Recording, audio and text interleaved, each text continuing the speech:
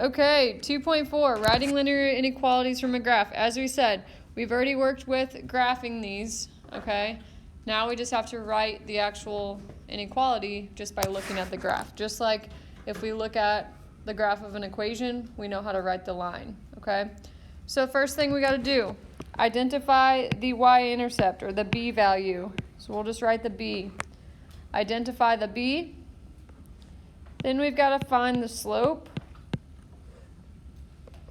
And then you're going to write the equation in slope-intercept form, which is y equals mx plus b. However, the hint here, we don't use the equal sign. We're going to use one of these 4 inequality signs, okay?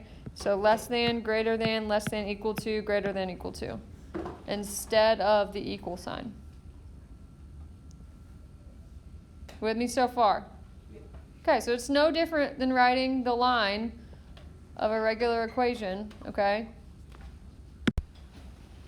So ignore the numbers on these. I want you to ignore the numbers. Just pretend that, I don't know what happened there.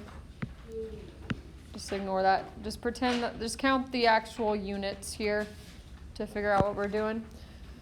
So here's my y-axis, right?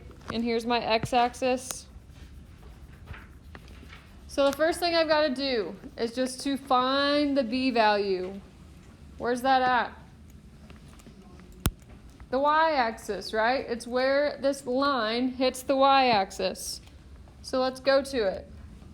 Looks like it's right here. So I'm going to make a point. Okay? What number is that? -4. So b is -4. Now I need my slope. Okay? So I just need one more point other than that one. And that's going to help me find my rise over run, right? So I could just pick this point right here.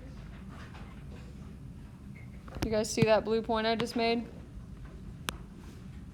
With me?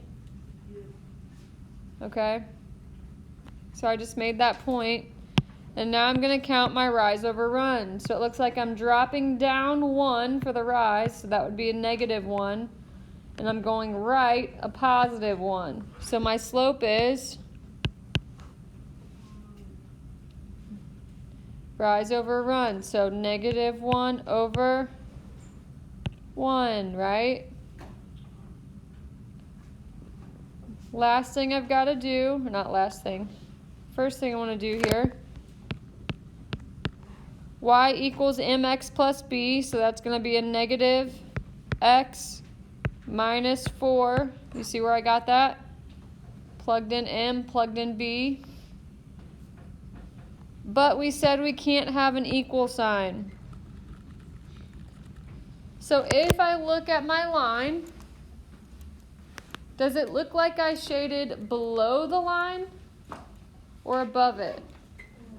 Below it. So if it's below, meaning that on my y-axis, these numbers are getting smaller as